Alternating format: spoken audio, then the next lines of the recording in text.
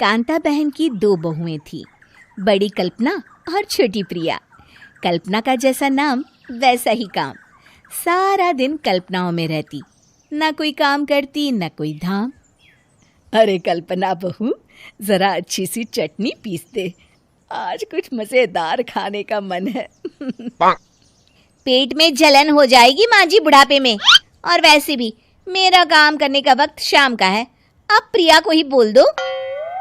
इतना कहकर कल्पना वहां से चली जाती है। कांता कल्पना के ऐसे रवैये से काफी परेशान रहती हैं। मैं बना देती हूँ माँ चटनी, ऐसा बोलकर प्रिया माँ को चटनी बनाकर प्लेट में खाने को देती है कि तभी वहां कल्पना आ जाती है। अरे वाह चटनी, जरा चख कर तो देखूं, बड़े दिन हो गए। अरे नहीं बहू, तू तो रहने ही दे चटनी खाना, पेट में जलन हो जाएगी।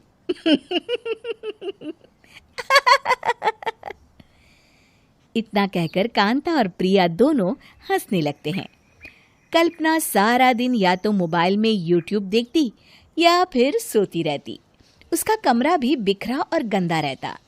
एक दिन कल्पना का पति अशोक उससे कहता है, अरे कल्पना, जानवर भी उस जगह को साफ कर लेता है जहां वो बैठता है, तुम तो इंसान हो, कैसे इतने गंदे कमरे में रह लेती हो? देखो सारा सामान यहाँ वहां बिखरा पड़ा है।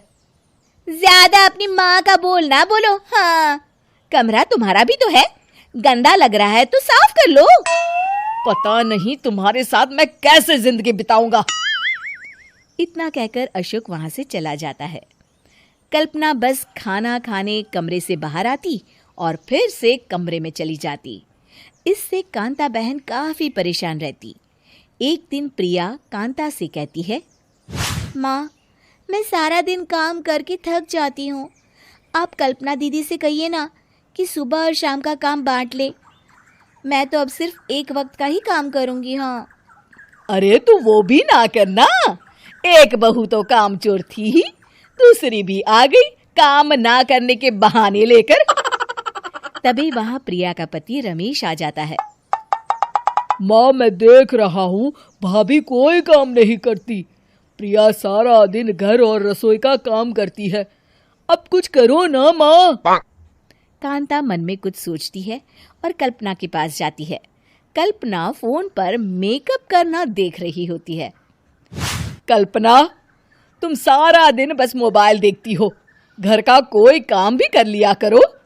प्रिया सारा दिन काम करके थक जाती है, आज से मैंने फैसला किया है, एक वक्त का काम तुम करोगी, सुबह का खाना तुम बनाओगी और रात का प्रिया। आप लोगों ने काम को हव्वा बना रखा है। अरे पता नहीं थोड़ा सा ज्यादा काम करने में आप लोग घबरा क्यों जाते हैं। और हाँ, बहुत ज्यादा प्रिया की तारीफ मत करिए मेरे सामने, बड़ी बहू तो मैं ही रहूंगी।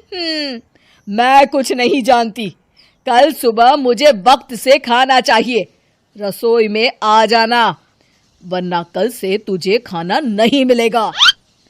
अगली सुबह कल्पना रसोई में नहीं आती है। वो देर से सोकर उठती है और बाहर आकर कहती है, अरे भूख लगी है, आज खाने में क्या है? इतनी देर हो गई, आज किसी ने मुझे उठाया भी नहीं, पता नहीं कहाँ है सब। कल्पना को घर में कोई नहीं दिखता। वो रसोई की तरफ जाती है जहां बड़ा सा ताला लगा होता है। अरे रसोई में ताला? ओ, मैं तो भूल ही गई थी। माँ ने आज से सुबह का खाना मुझे बनाने को कहा था। हे भगवान, इतने लोगों का खाना बनाना क्या आसान है? तभी घर के सारे सदस्य बाहर से वापस आते हैं। वाह माँ जी, मजा आ गया छोले भटूरे खाकर। मेरे मुंह में तो अभी भी स्वाद आ रहा है। अरे कल्पना, तेरे भरोसे रहते तो हम तो भूखे ही रह जाते। कल्पना को बहुत गुस्सा आ जाता है। अब बहुत हो गया, आज से मैं अपनी रसोई अलग कर रही हूँ, मैं अपना खाना खुद बना लिया करूंगी। कल्पना अपनी रसोई अलग कर लेती है, पर आए दिन उसका देर से उठना और काम न करने की आदत से वो भूखी ही रह जाती थी। उसी के सामने घर के लोग अच्छे अच्छे पकवान खाते और कामचोर कल्पना को जैसे तैसे ही खाना बनाकर खाना पड़ता। पर एक दिन तो हद ही हो गई। माँ, दीदी आज सुबह से कमरे से बाहर नहीं निकली, हमें जाकर देखना चाहिए। सो रही होगी कामचोर कहीं की, पर तुम कहती हो तो चलो देख लेते हैं उसे। कल्पना कमरे में पेट पकड़कर बैठी होती है। हाय मेरा दर्द, पेट दर्द के मारे मर रही हूं मैं।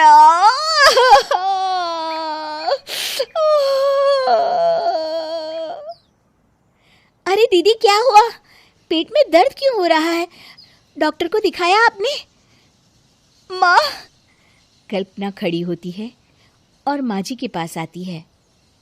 मुझे माफ कर दीजिए, अब से मैं सारे काम में मदद करूंगी, कभी आलस और काम चोरी नहीं करूंगी।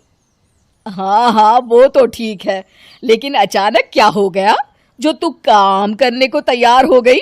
कामचोर कल्पना। माँ, लगातार बासी और उल्टा पुल्टा खाना खाने के कारण मेरे पेट में इन्फेक्शन हो गया है। काम न करना पड़े इसलिए मैं 2 दिन का खाना एक दिन ही बना लेती थी। बासी और खराब खाना खाने के कारण लेने के देने पड़ गए। पेट में दर्द हो रहा है। चलो अच्छा हुआ, देर आए दुरुस्त आए।